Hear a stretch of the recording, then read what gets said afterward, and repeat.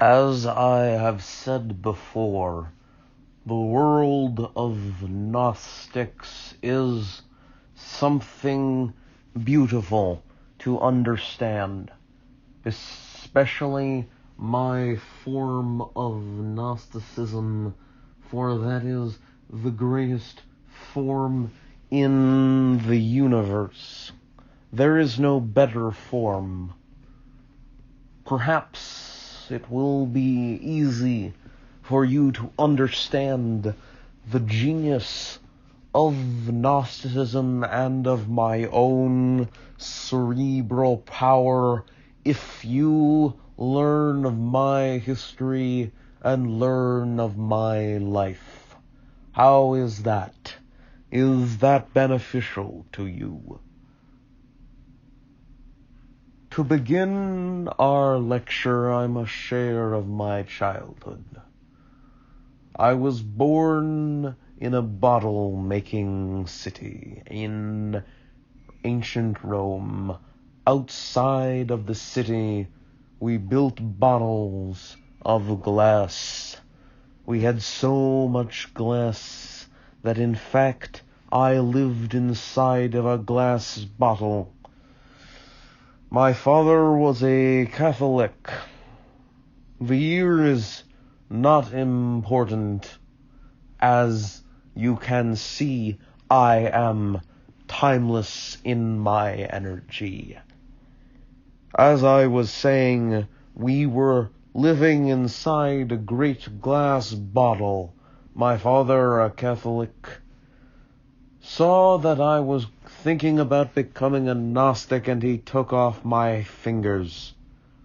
My entire hand was lost to the rage of my father because he thought I was going to be a Gnostic, but I wasn't sure. That is the rage of these villainous, vile Catholics. They insist upon saying that I, a Gnostic, am vile, that I, a Gnostic, am the devil's spawn.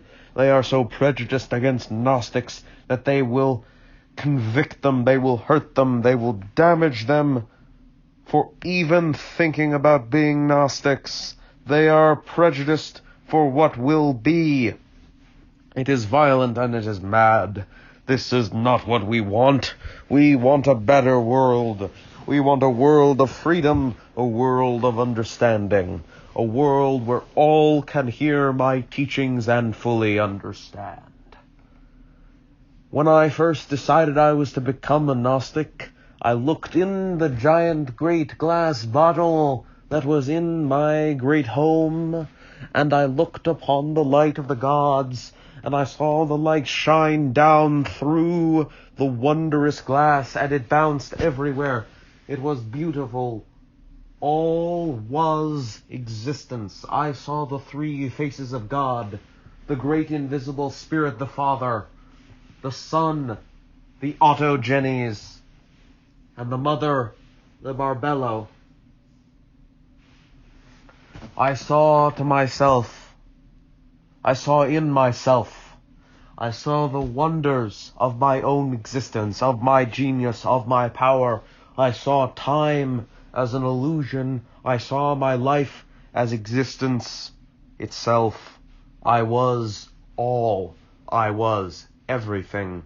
And in that moment, I realized that I was no man. No, I was no Christ. Obviously, Christ is Christ. However, I was an aeon. I was an emanation of God. Or at least I was a human given the power of the emanation of God. I was a humeon, if you may. My name was Diocletis Claudius then. However, in that moment I realized that as a being impregnated with the light of the aeons, I was closer to the Nephilim, the wondrous creatures of the book of Enoch, devils confined. Not devils, I'm sorry. I am very confused occasionally. Not devils, but truly angels who are trapped in the mortal world. So that is why I took on the name that so defined my existence, that so defines my existence now, and so will define my existence in the future, Diocletis, Enoch. Many wonder why I take a name such as that and I keep my old name, but I realize that I will put one hand in the past and one hand in the future, one hand of God, one hand of the Satanists, demiurgic Romans. To Romans, I would say that they represent the demiurge. As many of you know, and as you will know now, the demiurge is the villainous emanation. The demiurge is the chief archon. Psychological beings who rule the cosmos. Yes, I'm being told it is actually psychical beings who rule the cosmos. I am sorry. My infallibility is sometimes fallible. The demiurge is the devil. The demiurge is the entire material world. Existence itself is the demiurge. It is a thinking being. It is a violent being. It is a being that must not exist at all costs. That is why I advocate for meditation, for reaching spiritual dominance with the entire universe.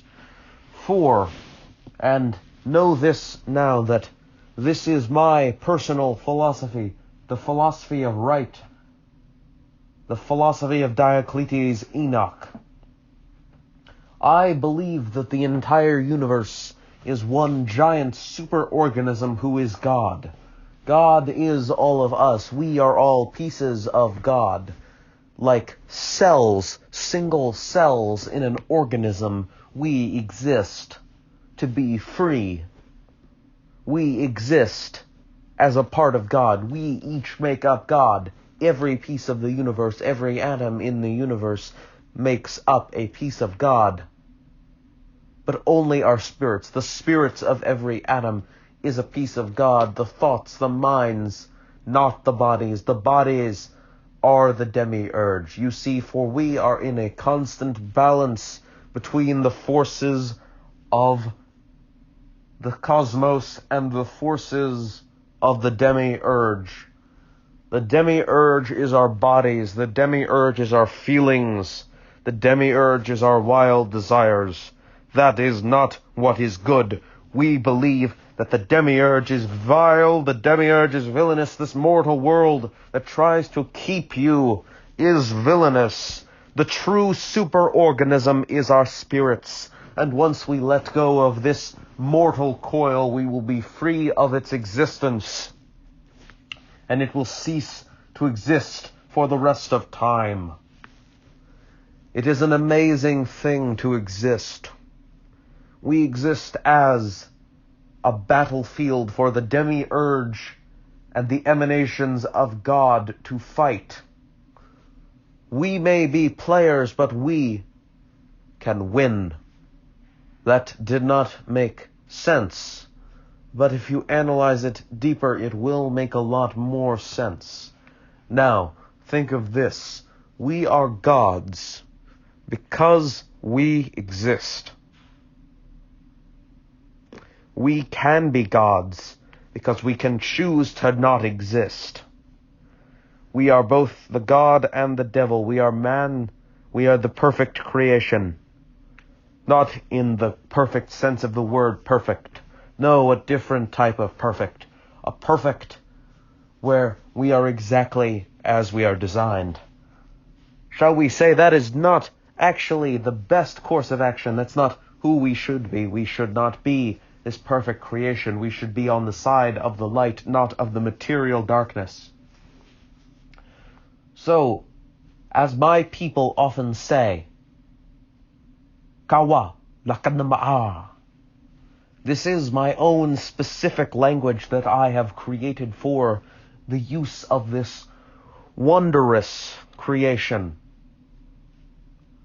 We, the Diocletis Enoch people of Gnosticism, believe that God should flow from all of us. We believe that God himself is here, and we must shake off our mortal coil. We must shake off the coil of existence and change into our better forces. That is why I advocate completely beings throwing themselves fully into existence by separating their mind from their body and going into the higher plane, separating from existence by existing an existence. We may exist here, but we can fight back against the demiurge. We do not need to be archons. We can be gods. We are not the lower Sophia. We are gods. My practice of thought outlines a very specific set of thoughts. For example, every morning we will do a 10-hour stretch session. Here we will pray as we stretch. One person will get on one side of a person. Another person will get on the other side. We will pull them until they pop.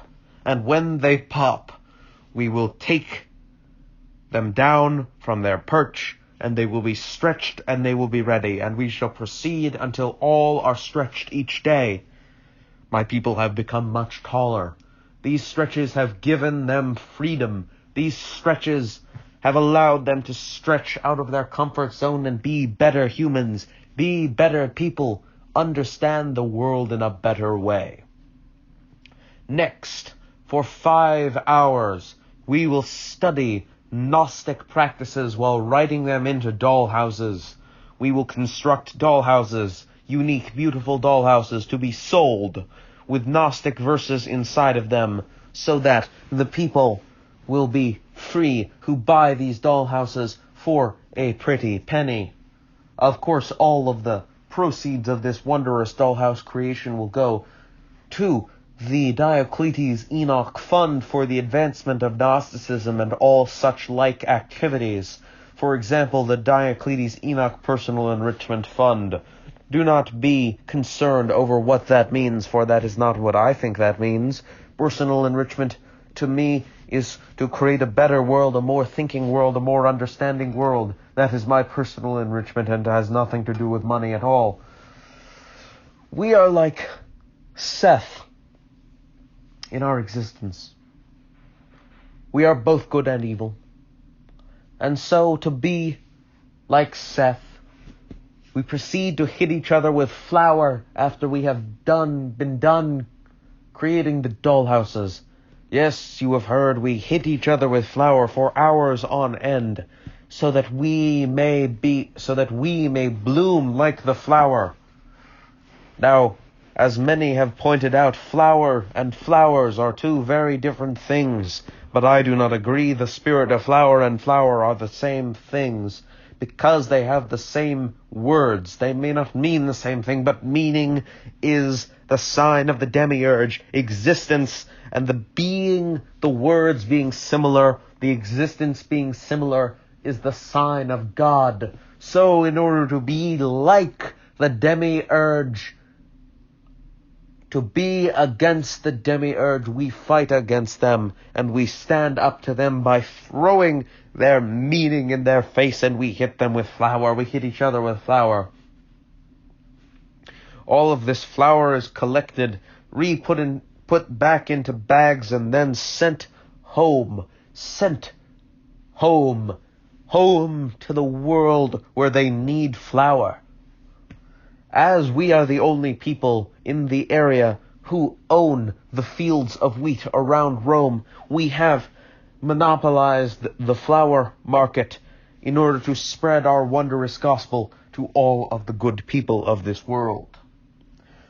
Finally, today I would like to say that you must believe. You do not need to believe in God. God is immaterial, and that is by design. So, in the true spirit of Seth, believe in me, Diocletis Enoch, and I will show you the right way to pray to God, and I will give you all the power in the world.